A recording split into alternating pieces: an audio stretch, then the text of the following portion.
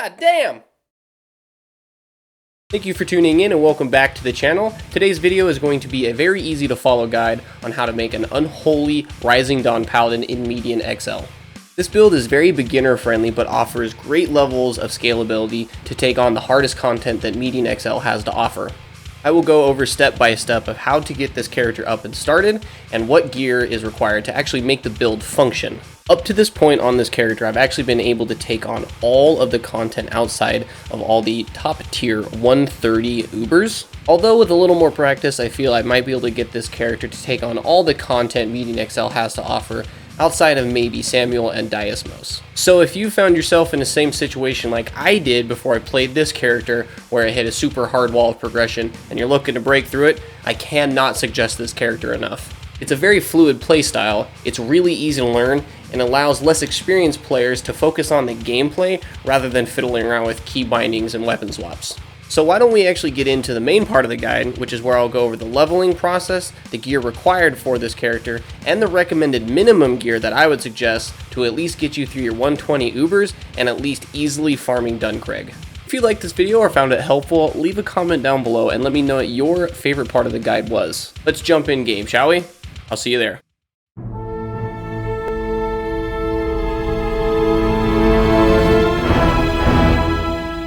Here we are in game. I'm going to be taking you guys through what the leveling process actually looks like on the Paladin. I'm on my level 135 Paladin to demonstrate what the talent tree breakdown is going to look like as you level this character from 1 to 110. To start this character off, we're going to put a point into everything in the Warlock tree down to Tainted Blood, head over to Light tree and put a point into everything down until we get to Sacred Armor. The ones we're looking to max are Mind Flay, Slayer, Stormlord, Tainted Blood, Rapture up until the movement speed bonus is 75. I would suggest not taking this thing any higher, just because hit recovery, cast speed, and attack speed can be supplemented by charms and gears later, and movement speed really is what you're looking for this. Max your Sacred Armor. Once you get to Nightmare and kill Mephisto, you unlock Divine Apparition, just 1 point into that, and any remaining points into Super Beast.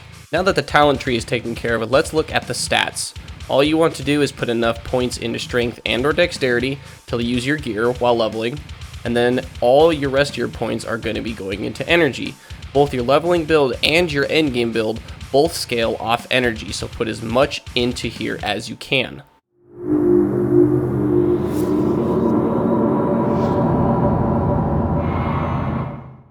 The crafting materials required to obtain the 6 tiered uniques used for this leveling build are going to be 24 arcane crystals, which you can obtain by disenchanting other tiered uniques, and 6 oils of enhancement, which can be bought at a vendor.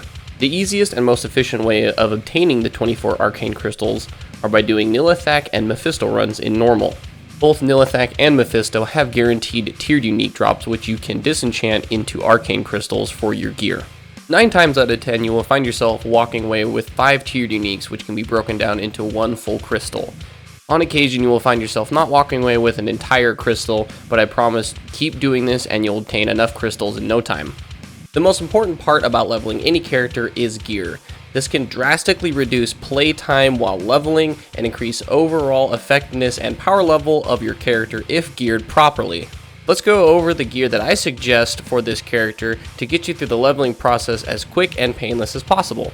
Starting with the weapon, we will be using the tiered unique Grand Scepter Void Stream. This provides a large bonus to all Paladin skills, cast speed, much needed mana regen, and a flat bonus to lightning spell damage. Our chest piece of choice for this build will be the tiered unique Ancient Armor Queen of Glass.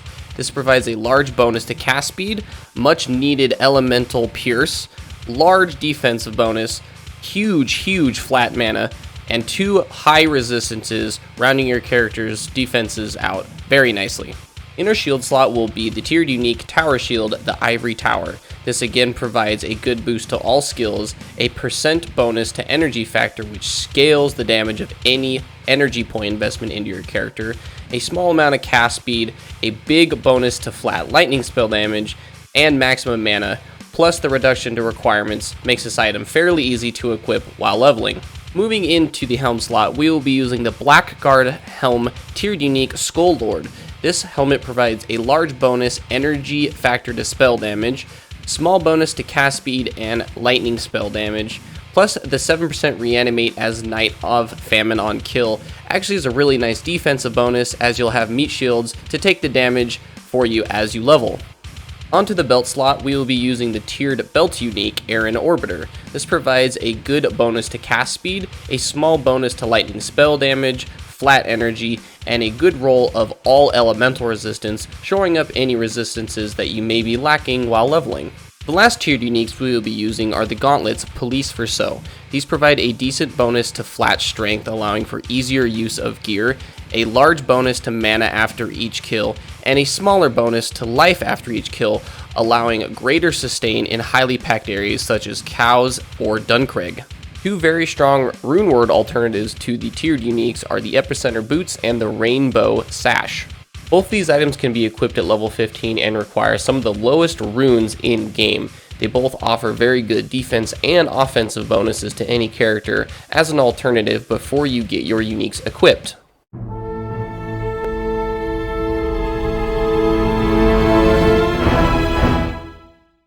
The one and only required item for this build to function is crafting a rare sacred Paladin only scepter with a Rising Dawn roll on it. I have here two of the three Paladin only scepters, Bonebreaker being the lowest required strength, and Angel Star being the highest. There is one in between called the Golden Dag, which you can also look for while keeping an eye out for the items to craft on. The base item does have to be sacred and rare. If you find yourself having a gray one here, like I have shown, you can use your Charzy reward to turn it into a rare one, then use your shrines to craft on it. Your first priority to get this character going is just getting a Rising Dawn roll on the weapon. It doesn't have to be a really well rolled one like this one. All you're looking to is get the skill on the weapon and then worry about upgrading it later. One piece of gear that I suggest but is by no means required is crafting on a Paladin only base shield to get a Bear Stance roll. This can shore up any kind of defenses that you're missing and a big boost to physical resistance early on. Follow the same logic as the mace, just get the roll, do not worry about the stats early on. Your goal is to get this character up and moving so you can farm without being too bogged down by thinking about the stats. The area to farm to easily obtain enough shrines to craft both your mace and your shield is the Secret Cow level. This level has been buffed recently in patch 1.5 to dramatically increase shrine drop rate. In about a 3-hour play session, I was able to accumulate roughly over 175 shrines, giving you plenty to work with. As your gear level progresses, you want to look to craft anything you can with Eerie Shrines. You're looking for a high bonus to energy spell factor, a good flat energy roll, and a good energy percent roll.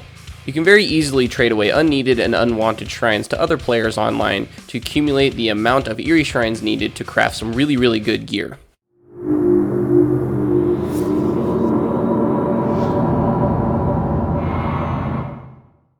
As you push further and further into the endgame, you're definitely going to want to upgrade from your starter gear into some more well-crafted gear and some very specific uniques and sets to look out for. One thing you have to keep in mind as you push really far into the endgame is balancing your plus to all skills with this character.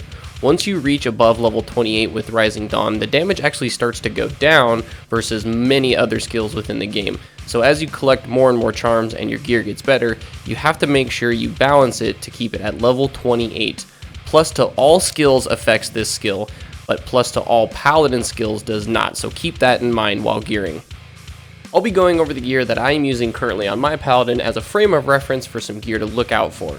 Now by no means am I saying this is the top tier best gear you can get, but for right now this is by far the most powerful that I've been able to make this character, and with time I expect to upgrade this gear even further.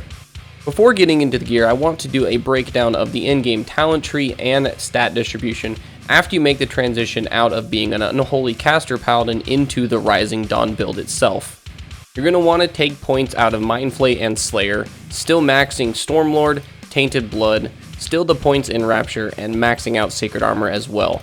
Over in the reward tree, keep Super Beast maxed out, put your 1 point in Divine Apparition, and any remaining points in Blessed Life. You unlock this after beating Byard Colic in Bramwell, and it requires level 115. The stat distribution of this character is actually incredibly simple.